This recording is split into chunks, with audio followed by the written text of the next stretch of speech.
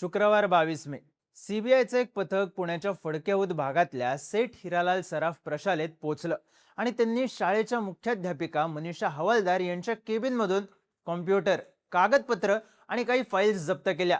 मनीषा हवालदार यांना सदाशिव पेठेतला त्यांच्या घरातून अटक झाली. हवालदार मॅडम अनुभवी, महत्वाच्या पदावर. त्यांची रिटायरमेंट 30 जून 2026 ला होती, पण त्याआधीच त्यांना अटक झाली, तेही सीबीआय कडून.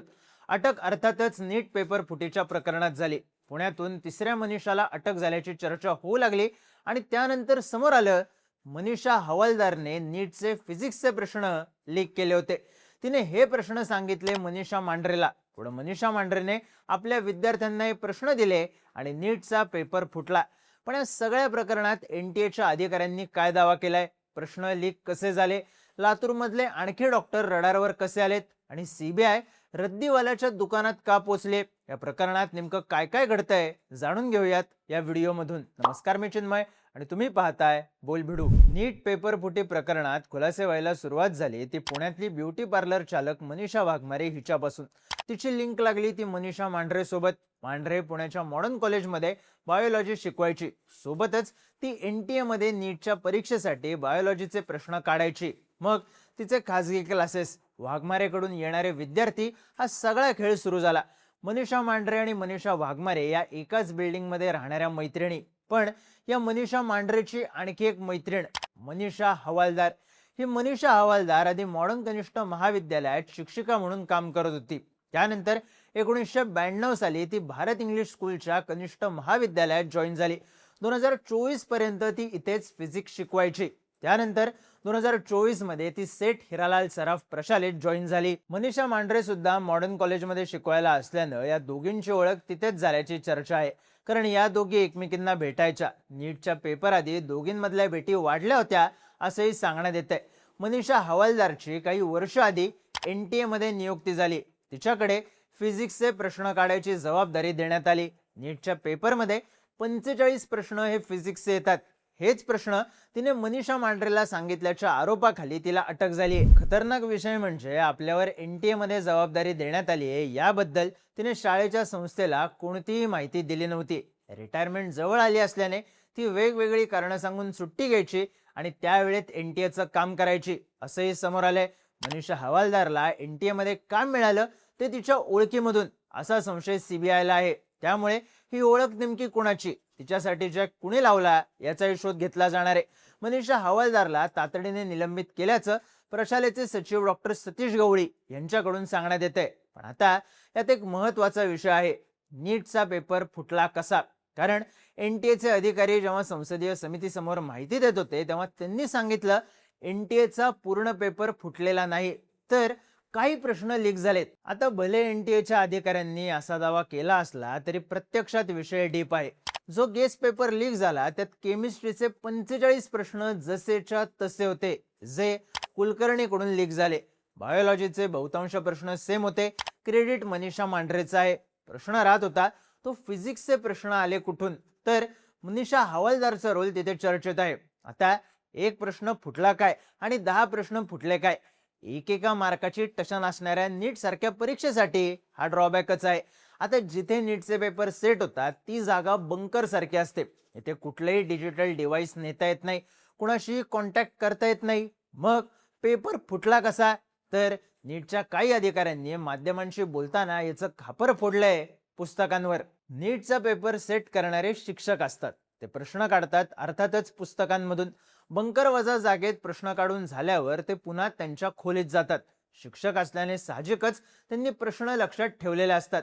मग त्यांनी तेच प्रश्न पुन्हा खोलीतल्या पुस्तकात लिहून घेतले तर त्यांना अडवणार कसं, असं स्पष्टीकरण एनटीएच्या अधिकाऱ्यांकडून देण्यात येते.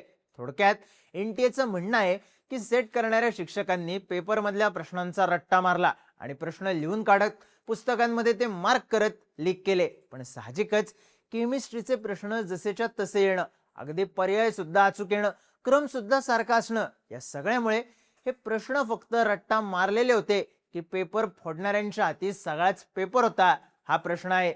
2024 मध्ये जेव्हा नीटचा पेपर फुटला होता तेव्हा हा पेपर ट्रान्सपोर्ट मध्ये असताना चोरी करण्यात आला होता.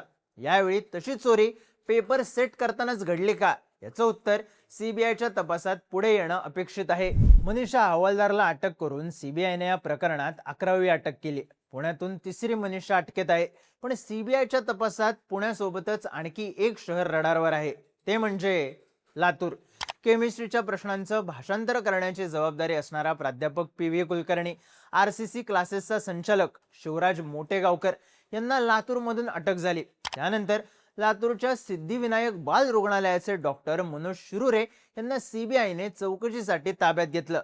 त्यांच्या चौकशीत त्यांनी मोटेगावकर कडून पेपर विकत घेतल्याचं समोर आलं. पण विषय एवढ्यावरच थांबला नाही. सीबीआयने लातूरमधल्या आणखी काही डॉक्टरांची चौकशी केली. 4 अधिकाऱ्यांच्या पथकाने शुक्रवारी दुपारी 12 वाजण्याच्या सुमारास जुना औसा रोडवरच्या डॉक्टर मनोज देशमुख यांची त्यांच्या राहत्या घरात चौकशी केली. त्यांच्या मुलाने दिलेल्या नीटच्या परीक्षेबद्दल चौकशी करण्यात आली. या मुलाने जी नीटची प्रश्नपत्रिका सोडवली होती ती सुद्धा ताब्यात घेण्यात आली. त्यानंतर सीबीआयच्या पथकाने दयानंद कॉलेज रोडवरचे बालरोग तज्ज्ञ डॉक्टर विनोद स्वामी यांची चौकशी केली. त्यांच्याही मुलाने याच वर्षी नीटची परीक्षा दिली होती. सीबीआयच्या पथकाने यावेळी डॉक्टर स्वामी यांच्या मुलाने नीटच्या अभ्यासासाठी कुठल्या नोट्स वापरल्या, कुठली पुस्तकं वापरली, कुठले गेस्ट पेपर सोडवले याची चौकशी केली. तेव्हा त्यांनी सीबीआयच्या पथकाला सांगितलं, आपण हे सगळं रद्दीवाल्याला विकलंय. त्यानंतर या पथकाने हॉस्पिटलमधल्या एका कर्मचाऱ्याला सोबत घेतलं आणि त्याला घेऊन दयानंद कॉलेज परिसरातला रद्दीवाला शोधून काढला. या रद्दीवाल्याकडे चौकशी करण्यात आली. त्याच्या दुकानाची तपासणी करण्यात आली, पण कुठलाही पुरावा आढळला नाही. रद्दीवाल्याने सीबीआयच्या अधिकाऱ्यांना सांगितलं, डॉक्टरांनी मला कुठलीच रद्दी विकलेली नाही. या प्रकरणातल्या आरोपींनी ज्या प्रकारे पुरावे नष्ट केलेत ते पाहता पुरावे गोळा करणं हे सीबीआयच्या पुढचं सगळ्यात मोठं आव्हान ठरणार आहे. नीट पेपर फुटी प्रकरणात सगळ्यात जास्त चर्चेत असलेल्या शिवराज मोटेगावकर बद्दल तर रोज मोठे खुलासे होत आहेत. डॉक्टर मनोज शिरुरे यांच्या चौकशीत मोटेगावकरचा मुलगा हा पी.व्ही. कुलकर्णीच्या स्पेशल क्लासला जायचा हे स्पष्ट झालं. पण आता समोर येत असलेल्या माहितीनुसार मोटेगावकर एका स्पेशल बॅचला शिकवायचा. या बॅचमध्ये फक्त डॉक्टरांची मुलं शिकायला यायची असं सांगण्यात येतंय. त्यामुळे मोटेगावकरने कुठल्या कुठल्या डॉक्टरांना गळाला लावलं होतं. या पेपर फुटीच्या रॅकेटमध्ये फक्त लातूरमधलेच डॉक्टर सहभागी आहेत की इतर जिल्ह्यांमधले सुद्धा, हा प्रश्न गंभीर होत चाललाय. एका बाजूला मनीषा हवालदारने एप्रिल महिन्यातच फिजिक्सचे प्रश्न आपली साथीदार मनीषा मांढरेला दिले होते हे स्पष्ट झालंय. त्यामुळे पेपर कुणाच्या माध्यमातून फुटला हा गुंता आणखी वाढलाय. कारण महाराष्ट्रात फुटलेल्या पेपरच्या राजस्थान आणि हरियाणात प्रिंटआउट काढण्यात आल्या होत्या. त्यामुळे सगळी लिंक उलगडण्याचं आव्हान सीबीआय समोर आहे. पण या सगळ्यात एक मात्र नक्की झालंय, पेपर फुटीचा हा खेळ वरवर दिसतो तितका सोपा नाही. यातला पिक्चर अजूनही बाकी आहे.